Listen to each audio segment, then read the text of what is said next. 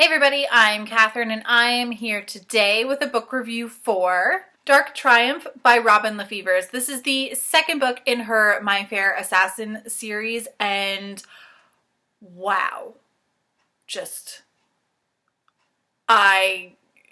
this book was awesome.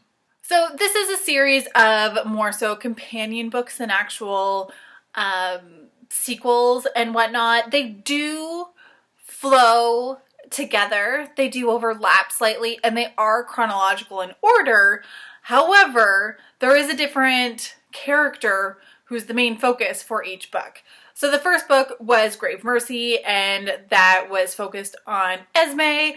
This book is about Sybella, who we see very briefly a couple times within the first book.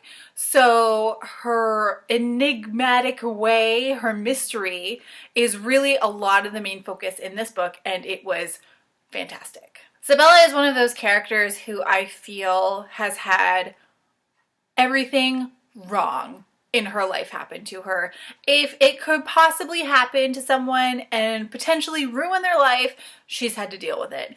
And it just seemed as though it was a constant onslaught of tragedy that was coming up and being, discovered and being confronted and just happening to her again and again and again in this book. And you just couldn't help but feel horrible for her and love her at the same time. I found I related more to Sybella's character than I did Esme in the first book because she is awesomely sarcastic. She's a very strong female character, which is fantastic. She's one of those very, strong role models that someone could actually look up to.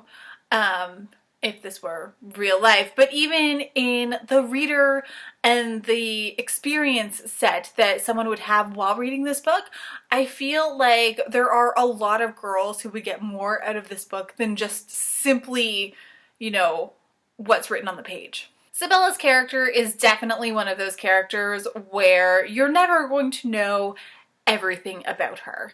There were times up until even 10% to the end, I did this book on audiobook, where you're finding out constantly new things and you're just floored by the fact that on top of everything else, there's this as well. And if there's still this much happening, how much more is buried within her character and within her past?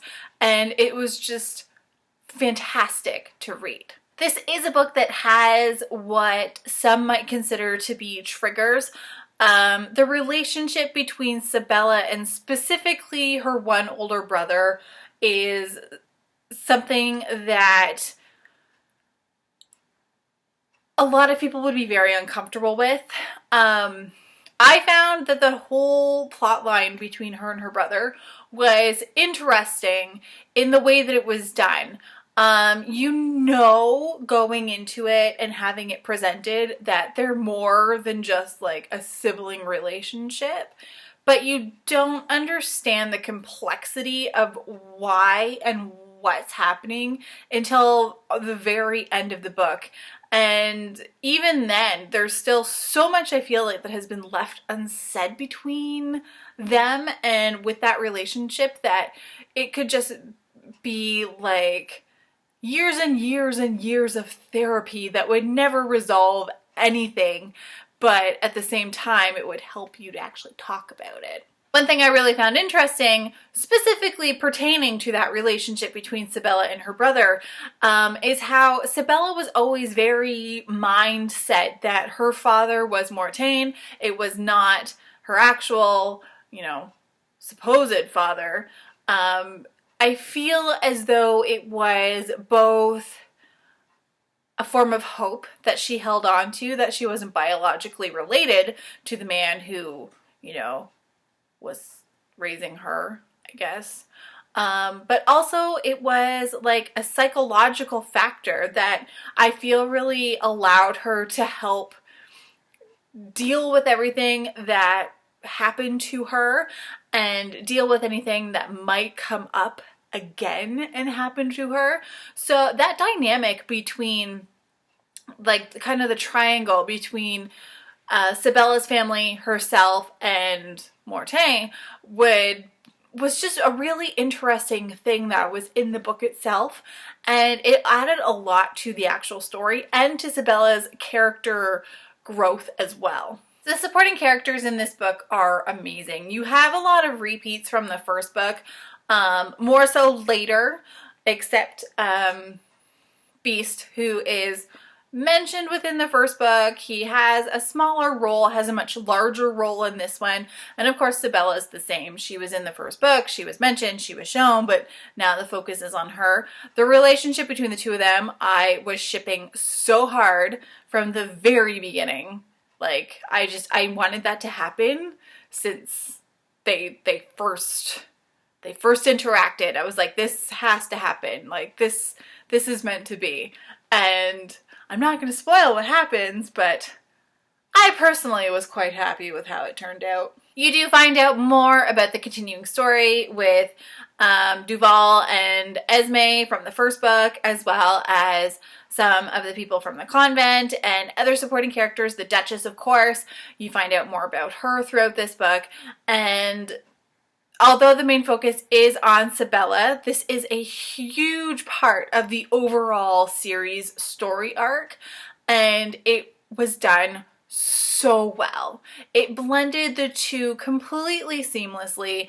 Aside from the fact that it is a switch in narrator, you would not be able to tell that it is a different story with different characters, although it is still having the same end game as the first book, and it still has the same plotline with the Duchess and with protection and with Brittany and just everything else. It was done so well. I majorly commend LaFevers for her writing, how she blends this all together. Honestly, I was taken so in with this book, I had to stop myself from going out and buying a copy. Thankfully, I was able to get a copy of both the audiobook, which I listened to primarily, and a copy of the ebook from my library. So I was able to compensate for when I just could not wait for the audiobook to be faster.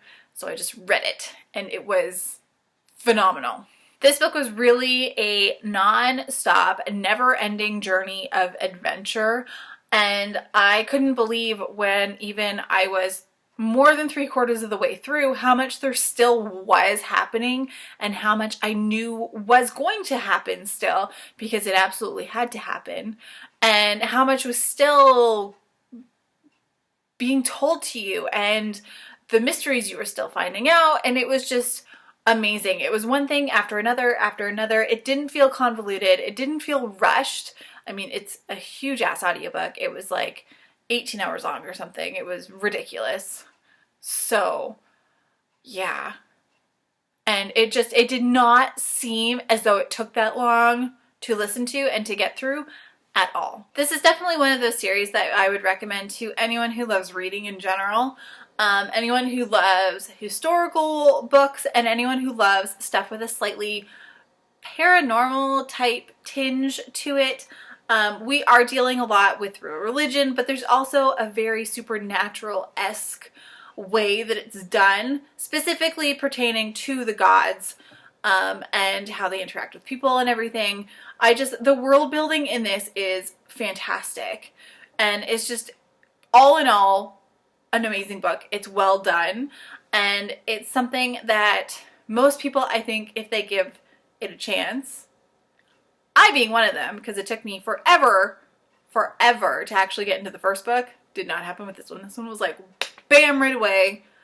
I needed to just keep reading. I definitely feel that this is the type of series where after I've read all of them, I'm going to need to do a series review as well, because I feel they need to be talked about as a group instead of just individual books, because oh my god, like that overarching storyline for all of them is just insanity and amazing. Amazing. I don't think I could gush anymore about this book. I gave it 5 stars on Goodreads. I totally stand by that rating. I need to have this book physically on my shelf. Just having the audio version from Audible is not enough.